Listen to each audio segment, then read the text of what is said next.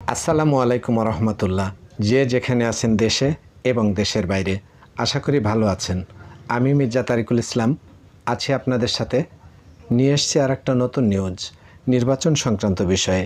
নিউজটিতে যাওয়ার আগে আমি অনুরোধ করব, আপনি যদি এই চ্যানেলে নতুন হয়ে থাকেন, চ্যানেলটিকে সাবস্ক্রাইব করে বেল বাটন করে দিয়ে আমাদের সাথে থাকবেন নতুন নতুন নির্বাচন সংক্রান্ত নিউজের আপডেট পেতে।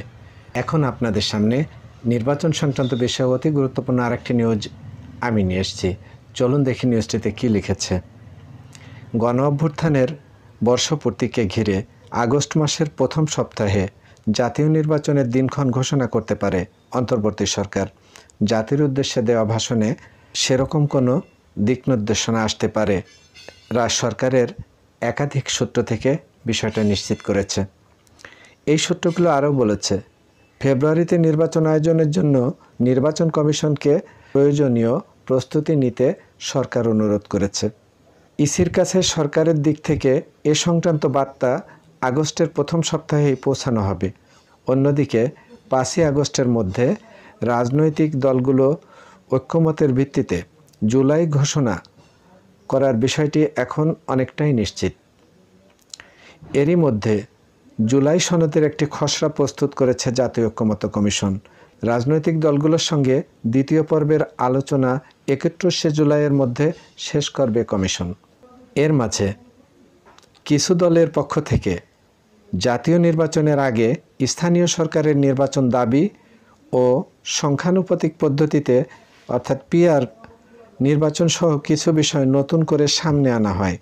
এ বিষয়টিও সন্দেহের চোখে দেখছে বিএনপি। একদিকে নির্বাচনের দিনক্ষণ ঘোষণা আসতে পারে, অন্যদিকে সন্দেহ, অর্থাৎ এই নির্বাচনটা কোন নির্বাচন, জাতীয় নির্বাচন না স্থানীয় সরকারের নির্বাচন, এরকম সন্দেহ রাজনৈতিক দলের ভেতরেও রয়েছে। এটা কোট করেছে পত্রিকাটি। ভিউয়ার্স, পত্রিকাটি যেটা কোট করেছে সেটা হচ্ছে, কিছু দলের পক্ষ থেকে জাতীয় নির্বাচনের আগে স্থানীয় সরকার নির্বাচনের দাবি ও সংখ্যানুপাতিক পিআর পদ্ধতির নির্বাচন সহ কিছু বিষয় নতুন করে সামনে আনা হয়েছে। এই বিষয়টি সন্দেহের চোখে দেখছে বিএনপি। সম্ভবত মাননীয় প্রধান উপদেষ্টা জাতির উদ্দেশ্যে ভাষণ দেবেন। এই ভাষণে, প্রধান উপদেষ্টার ভাষণে নির্বাচনের সুনির্দিষ্ট দিক নির্দেশনা থাকবে। এইটা বিভিন্ন সূত্র থেকে তথ্য পাওয়া যাচ্ছে সেরকমের। আমরা জানি না প্রধান উপদেষ্টা যদি তার বক্তব্যে সুনির্দিষ্টভাবে নির্বাচনের দিনক্ষণ ঘোষণা করেন, তো সেক্ষেত্রে অবশ্যই তিনি মাথায় রাখবেন স্থানীয় সরকার নির্বাচনটার বিষয়েও। যেহেতু সরকারের বিভিন্ন উপদেষ্টারা বিভিন্ন সময় বলেছেন যে জাতীয় নির্বাচনের আগে স্থানীয় সরকারের নির্বাচন করতে চায় সরকার। এ ব্যাপারে বর্তমানে যে উপদেষ্টা স্থানীয় সরকার মন্ত্রণালয়ের আসিফ মাহমুদ সজীব ভুঁইয়া, প্রায়শই তিনি বলছেন যে জাতীয় নির্বাচনের আগে স্থানীয় সরকারের নির্বাচন হবে।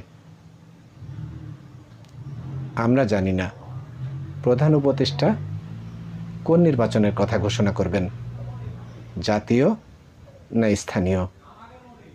যেটাই হোক, নিশ্চয়ই প্রধান উপদেষ্টা সেটা বিবেচনায় রাখবেন। সার্বিকভাবে দেশের মানুষের কথা ভেবেই, সার্বিক অবস্থা ভেবে প্রধান উপদেষ্টা সিদ্ধান্ত নেবেন, এটা আমরা বিশ্বাস করি। ভিউয়ার্স, এই নিউজটা প্রকাশ করেছে প্রথম আলো। প্রথম আলো থেকে নিউজটা আপনাদের সামনে আমরা তুলে এনেছি।